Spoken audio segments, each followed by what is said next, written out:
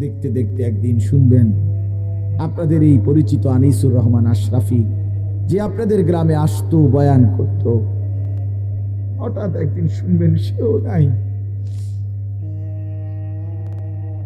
সেও হারিয়ে গেছে অন্ধকার। এটাই বাস্তবতা, এটাই চির সত্য। এতটা চির বাস্তবতায় আমরা ভুলে যাই কেমনে। ভাই, যুবক ভাই, নামাজ না পড়ে কেমনে থাকো? মুসলমানের বাচ্চা তুমি, তুমি হিন্দুর সন্তান না, তুমি ইহুদির বাচ্চা না, তুমি খ্রিস্টানের বাচ্চা। কেমনে নামাজ না পড়ে, কি দেখতে দেখতে, কি করতে করতে জীবনটা, দিনটা, রাতটা শেষ করে দিল। আহারে আফসুস, আমার বড় আফসুস লাগে। একটা সুস্থ সবল 16 বছরের, 14 বছরের, 18 বছরের ছেলে মেয়ে কি কারণে, কি বুঝে একটা সেজদা দেয় না, এক ওয়াক্ত নামাজ পড়ে না? আরে বোকা রে, তুই কেমনে এত বোকা হইল?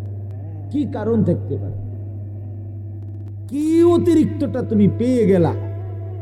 কি এমন সুখ পাইলা, কি এমন স্বাদ পাইলা, কি এমন আনন্দ আর মজা পাইলা যাতে আমরা কেউ পাইলাম না? যে মজার, যে সুখের জন্য তুমি তোমার আল্লাহকে ভুলে গেলা, একটা সেজদা দিলা না, এক ওয়াক্ত নামাজ পড়লা না। আরে জানোয়ার, তুই কেমনে ঘুমাইবি? জানোয়ার, এই হাইওয়ান, কেমনে ঘুমাইবি? আরে নাফরমান, কেমনে ঘুমাইবি? তোরে যদি ঘুমের মধ্যে ফেরেশতা লাথি মারে, তোরে যদি ঘুমের মধ্যে ফেরেশতা মাথা তুলে আসার মারে, ছি ছি ছি। 2টা বছর এক পবিত্র মায়ের, মুসলমান মায়ের দুধ পান করছে যেই শরীর, যেই মানুষটা, যেই ছেলেটা, মেয়েটা, সে আল্লাহকে চিনে না কেমন? মায়ের পবিত্র দুধ তো আল্লাহরই দেওয়া, মায়ের বুকের স্তনের দুধ তো আল্লাহর দেওয়া। সন্তান প্রসবের 1 মিনিট আগেও যেই বুকে দুধ ছিল না, আবার দুধ ছাড়ানোর নির্ধারিত সময় পরে আবার যেখানে থাকে না, শুধুই কেবল এর চাইতে জ্বলন্ত নমুনা আর কি হইতে পারে? কথা বলেন না কেন? যে এটা যে আল্লাহ দিছে, এর চাইতে জ্বলন্ত নমুনা আর কিছু হইতে পারে? যে গতকালকেও ছিল না, আজকে সন্তান প্রসব হইল, আজকে দুধ বাসলো মায়ের বুকে, আবার দুধ ছাড়ানোর 2 বছর শেষ, আবার সেই দুধ বুকের হাকে হারিয়ে গেল, মায়ের স্তনের দুধ। তাহলে এটা যে সরাসরি ভিন্ন কেউ দিচ্ছে, এটা কি বোঝা যায় না? সেই পবিত্র মায়ের দুধ 2টা বছর, 1 দিন 2 দিন না, যে সন্তানটা গ্রহণ করলো আল্লাহর, সেই তুমি কেমনে নামাজ পড়ো? এই জন্য বললাম, আমার যে কথাটা ছিল যে আমরা প্রত্যেকেই আমাদের হায়াতের কদর করি। তো ওয়ান হয়ে বলতেছিলাম, এই কথাটাই শেষ করব, যে আমাদের হায়াতটাও ওয়ান হয়ে, মানে কি? মানে হইল আমরা যে এখানে মনে করেন আমরা ছোট বড়, দাদা, চাচা, বাবা, ভাই, যুবক, আমরা যারা আছি এখন বসা, আমরা প্রত্যেকেই আমাদের এই হায়াত ওয়ান হয়ে, অর্থাৎ আমরা কেবল সামনের দিকেই যাইতে হবে, পিছনের দিকে ফিরে আসা কারো পক্ষে সম্ভব। ইউটার্ন লইলে হইতো না, এখানে ইউটার্নের কি নাই সিস্টেম। আপনারা আমরা কেউ, একটা ছেলে বলো বা একটা বাবা বলে, আজকের দুপুরে আমরা আর ফিরে যাইতে পারবো? গতকালকে আমরা আর ফিরে যাইতে পারবো? এটা ওয়ান হয়, একমুখী রাস্তা, এখানে শুধুই সামনে যাইতে হবে, পিছন ফিরতে পারবে। যুবক ভাই, তুমি সামনে যাইতে হবে, হয় তুমি আরো কিছুদিন হায়াত পাইয়া বুড়া হবা, আর নয়তো তুমি হয়তো এখনই খবরে চলে। মুরব্বী বাবারা, আপনারা হয়তো আর কিছুদিন হায়াত পাবেন, আর নয়তো কবরে চলে। আমার কথা চলে গেছে, এই তো জিন্দেগি। তাহলে আমরা ওয়ান, আমাদের হায়াত একবারই, আমাদের রাত একবারই, আমাদের দিন একবারও আর আসবে, আর আসবে না। আমরা যেন প্রত্যেকেই এটা বুঝতে শিখি। প্রতিটা দিন আমরা কিতাবে পড়ছি, প্রত্যেকটা দিন যখন শুরু হয় এবং রাত যখন শুরু হয়, তখন শুরুতেই, দিনের শুরুতে, রাতের শুরুতে ডেকে বলে, দিন ডাকে, রাত ডাকে মানুষকে, হে আল্লাহর বান্দা, আমি একবারের জন্যই এসেছি, আর আসবো না। আমারে নষ্ট করো না, কদর করো। রাতও বলে এটা, দিন। আবার যখন শেষ হইতে লাগে রাত বা দিন, মনে করেন আসরের পরে মাগরিবের আগ টাইমে দিন শেষ হয়ে যায় না, সূর্য ডুবে যায়, ঠিক কিনা বলেন? আবার সুবহে সাদেকের সময় সকালবেলা সূর্য উঠার আগে আগে রাত শেষ হয়ে যায় কিনা? প্রতিটা দিন যখন শেষ হইতে লাগে, রাত শেষ হইতে লাগে, তখন আবার সে ডাকে পৃথিবীবাসীকে, আবার ডাক দেয়, হে আল্লাহর বান্দা, আমি তো আর আসবো না বলছি, আমি তো চলে যাচ্ছি রে, আমারে বুঝি বিনা সেজদায়, বিনা আমলে, বিনা জিকিরে এমনে ছেড়ে দিলি? আজকের সারাদিনে ফজর, জোহর, আসর 3 ওয়াক্ত নামাজের টাইম চলে গেল বান্দা, একটা সেজদাও দিলি না, আমি বুঝি এমনে এমনে চলে যেতাম তোর জীবন, আমি দিন তো আর আসবো। আজকের রাতে মাগরিবে, এশা, তাহাজ্জুদ, কত লম্বা সময় চলে গেল। আহা বান্দা, সারাটা রাত মোবাইলের ছবি, নাচ, গান, জিনা, ব্যভিচারের দৃশ্য, নাটক, সিনেমা, অথবা শুধু শুধু ঘুমায় ঘুমায় শেষ করে দিল, একটা সেজদাও দিলা না বলে। এই জন্য আর আসবেন 13ই ফেব্রুয়ারি 2024, রোজ মঙ্গলবার। পৃথিবীতে আর কোনোদিন আসবে? আগামী বছরের 13ই ফেব্রুয়ারি তো 2024, ঠিক না? আগামী মঙ্গলবার তো আগামী মঙ্গলবার, কিন্তু সেটা তো 13ই ফেব্রুয়ারি না, আর আসবে। অতএব এটা বলার একটা শেষ উদ্দেশ্য হলো, আমরা ভালো হওয়া দরকার। আমাদের এই হায়াত কাজে লাগাইলেও এটা নষ্ট করে দিল, আনাই আপনার খাইলেও পারে, আলাই দিল, আপনার বরাদ্দই এদ্দুরই বরাদ্দ, আপনি বরাদ্দ বাড়াইতে পারবেন। আর রিজকু মাকসুম, সবকিছু বন্টন করা, তাকদীর নির্ধারিত। ইন্নাল্লাহা কাদ্দারা মাকাদির আল খালাইক, আল্লাহ পাক সমস্ত সৃষ্টির তাকদীর নির্ধারণ করেছেন আসমান জমিন সৃষ্টির 50,000 বছর আগে। একটা পিঁপড়া আমরা দেখি আমার সামনের থেকে পার হয়ে গেছে, এবার টিপ দিয়ে মেরে গেছে, তার মানে সে আল্লাহ তাআলা তার হায়াতে, ঠিক কি না বলেন? তাহলে আমার থেকে বাচ্চা গেল, এবার থেকে পারিল না। মউত কার কাছে? নির্ধারিত, এতটুকুই বাপ। এজন্য আমি বলতেছি, ছেলেরা, বাবারা, পর্দার আড়ালের মা বোনরা, মনোযোগ দিয়ে আমিও শুনি, আপনারাও শুনেন। হায়াত নির্ধারিত, প্রতিটা মিনিট সেকেন্ড আর আসবে না। অতএব এখনই কাজে লাগা, সুযোগ থাকতেই কাজে লাগা। আর সুযোগটা কাজে লাগাবার, হায়াতকে কাজে লাগাবার, হায়াতকে দামি বানাবার, নিজের সময়কে দামি বানাইবার সবচেয়ে শ্রেষ্ঠ, আল্লাহর পক্ষ থেকে সর্বশ্রেষ্ঠ একটা সুযোগ, মহা একটা সুযোগ, মাহে রমজান। বলেন আলহামদুলিল্লাহ।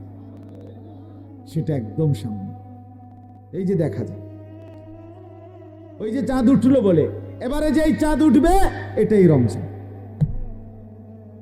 ঠিক না? হায়াতের কদর করে, হায়াতের কদর করেন, হায়াতের কদর করেন। আমি প্রত্যেক দিনে কয়দিন টানা বলতেছি, বাবা সবাই মনোযোগ দিয়ে শুনেন এই 10টা মিনিট কথা। হায়াতের কদর করেন। আমাদের জীবনটা ওয়ান ওয়ে রোড, আধুনিক যে রাস্তা, আধুনিক রাস্তার নিয়ম হলো ওয়ান ওয়ে। এই যে 4 লেন রাস্তাগুলো, যেমন আপনি এদিক দিয়ে গাড়ি নিয়ে ঢুকছেন, এবার আপনার কাজ হইলো আপনাকে শুধু সামনের দিকেই যাইতে হবে, এদিক দিয়ে আবার ফিরতে পারতেন না। কথা বুঝছেন নি? আপনি যদি আবার পিছনে আসতে হয়, তাহলে আপনার ইউ টার্ন নিয়া এদিক দিয়ে আইতে হইবে, নাকি এদিক দিয়ে আসা যাবে? আর না, আমাদের এইসব রাস্তা না, ওই যে বড় রাস্তার কথা বলতেছি, ওয়ান ওয়ে রোড, যেগুলো ডিভাইডারওয়ালা রোড, যেগুলোর মাঝখান দিয়ে কি আছে? আইল্যান্ড আছে, ডিভাইডার আছে, এগুলো ওয়ান ওয়ে। ঠিক ছেলেরা এমনি শোনো, বাবা মোবাইল এটা বাদ দাও, এটা বাদ দাও, এমনি শোনো, এমনি শোনো, 10টা মিনিট এমনি শোনো, মনোযোগ, ভালো হবে। নামাও এটা, এবার হাসো, এটা বেওকুফ কোথায়?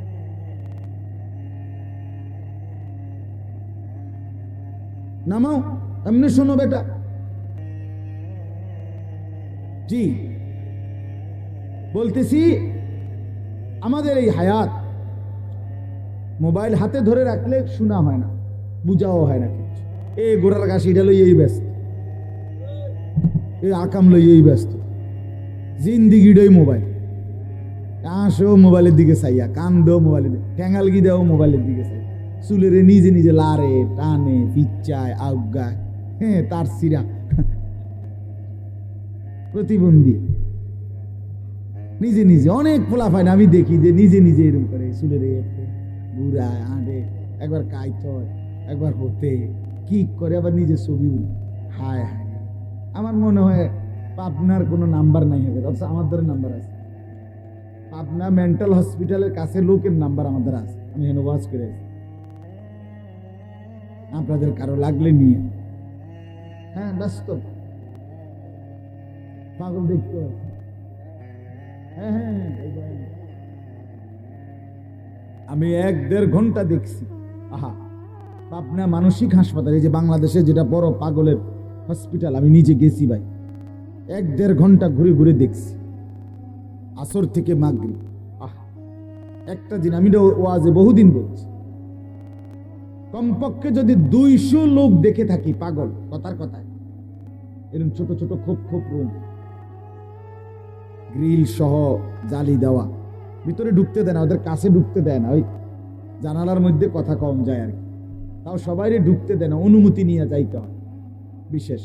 তো যাই হোক, আমি যদি 200 পাগল দেখে থাকি, বিশ্বাস করেন কসম, সর্বোচ্চ 2 জন হবে বুড়া মানুষ, আর 198 জন হবে যুবক ছেলে।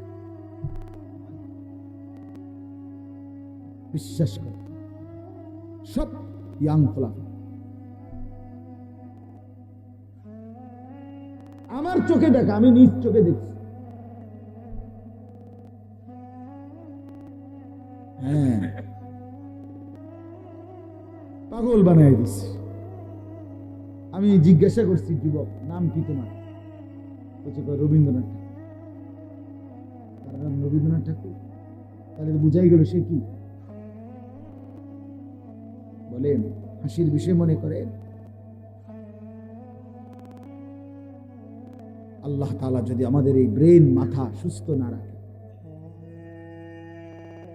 আমাদের কয়দিন আগে 10 তারিখ এই শনিবারে আমাদের কাবিলা, আমাদের বুড়িচং উপজেলার কওমি মাদ্রাসার সমস্ত সম্মিলিত একটা সম্মেলন হয়েছে, বড় সম্মেলন, অনেক বড় মাহফিল, কাবিলা ঈদগাহ ময়দান। তো ওইখানে একটা লোক পাশে, আমরা যেখানে মাহফিলের লোকরা বসছি, আমরা ওখানে দেখছি একটা লোক, এই একটা ছেলে যুবক, প্রতিবন্ধী পাগল, আমি তারে দেখছি অনেকক্ষণ, তার দিকেই আমি তাকাইছি, আমার এত মায়া লাগছে। সে নিজে নিজে একবার সোফাটার মধ্যে, একবার এই পাশে, একবার এই পাশে, একবার কেমন জানে হাত তারে, একবার হাসে, একবার আবার দাঁড়ায়।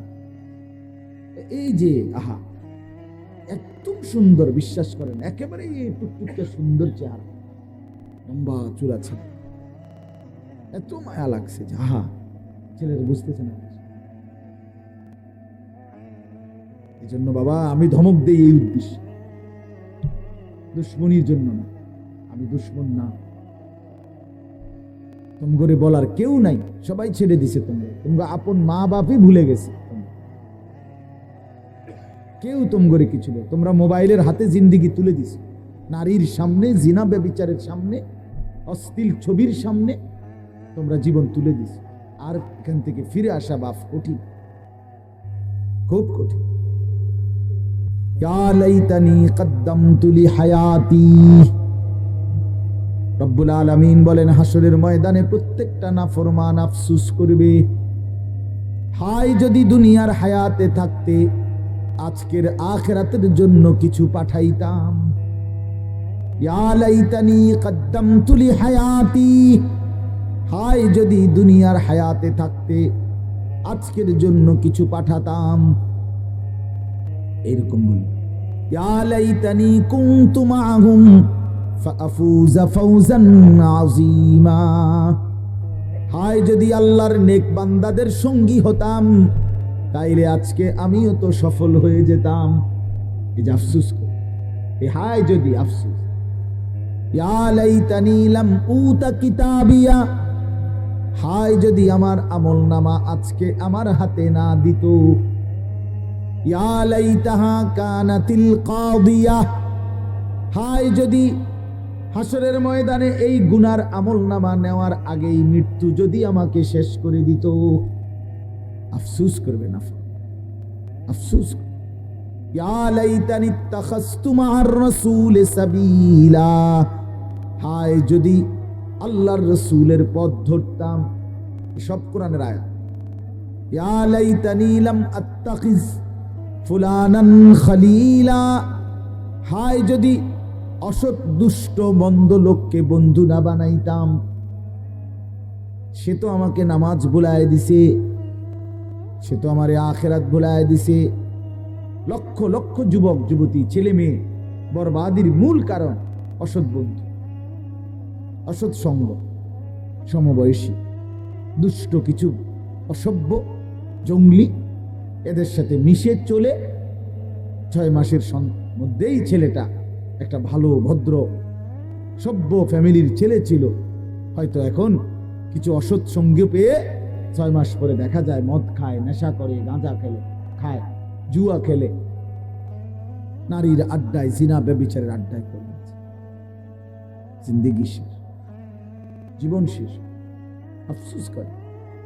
এজন্য হাসরের ময়দানে এই নাফরমানরা আফসোস করে, ইয়া লাইতানি লাম উশরিক বিরব্বি আহাদা, হায় যদি আল্লাহর সাথে শরীক না করতাম। ইয়া লাইতানা আতানাল্লাহ ওয়া আতানার রাসূলা, হায় যদি আল্লাহ এবং তার রাসূলের আনুগত্য করতাম। এভাবে অনেক আয়াত আছে যেখানে বারবার এই কথাটাই, যে নাফরমান পাপী বেআমল হাসরের ময়দানে মাথা চাপড়ায়, আহা কি করলাম, আহা কি করলাম, আহা কি করলাম, সময় তো পাইছিলাম, কেন নামাজ পড়লাম, কেন নামাজ পড়লাম। হাত্তা ইদা জাআ আহাদাহুমুল মাউতু ক্বালা রাব্বিরজিউন, আল্লাহ বলে প্রতিটা পাপী নাফরমান মৃত্যুর মুখোমুখি যখন মালাকুল মউত আজরাইল এসে দাঁড়াবে, প্রত্যেকটা নাফরমান আল্লাহকে বলবে রব্বিরজিউন, আল্লাহ কিছুটা সময়ের জন্য আবার দুনিয়ায় ফেরত দেন। লাআল্লি আমালু সালিহান ফীমা তারাকতু, যেই নেক আমলগুলো আল্লাহ ছুটে গেছে, এবার যদি একটু হায়াত ফেরত পাই সেই নেক আমলগুলো আবার করব। আল্লাহ বলবেন কাল্লা, না না, কখনোই না। ইন্নাহা কালিমাতুন হুয়া কাইলুহা, আল্লাহ বলবে নাফরমান এটা তোর শুধুই কেবল কথার কথা, তুই মিথ্যাবাদী। ইতিপূর্বে দুনিয়ার হায়াতে বহু বিপদ মুসিবত, অ্যাক্সিডেন্ট, পেরেশানি, রোগ শোকে যখন পেরেশানির মধ্যে ছিলি বান্দা, আমি আল্লাহকে তখন বারবার ডেকেছিলি। যখন আমি বিপদ মুক্ত করে দিলাম, রোগ থেকে সুস্থ করে দিলাম, সাথে সাথে আমি আল্লাহকে ভুলে গিয়েছিলি। আমি জানি আমি ওয়ারাইহিম বারযাখুন ইলা ইয়াউমি ইউবাসুন, আল্লাহ বলে অতএব নাফরমান আজকে আর পিছন দিকে দুনিয়ায় না, বরং সামনের দিকে হাসরের ময়দানে পৌঁছানো পর্যন্ত কবরের জিন্দেগিতেই পড়ে থাক, যা পড়ে থাক। হ্যাঁ, চিরবাস্তবতা মৃত্যু, যেটাকে অস্বীকার করার, না বুঝার, আড়াল করার কোনো সুযোগ নাই, কোনো সুযোগ নাই, কোনো সুযোগ নেই। আমি অনুরোধ করছি, কোনো সুযোগ নেই। আপনি যদি বুঝেন তাইলেও মরে যাবেন, আপনি যদি না বুঝেন তাইলে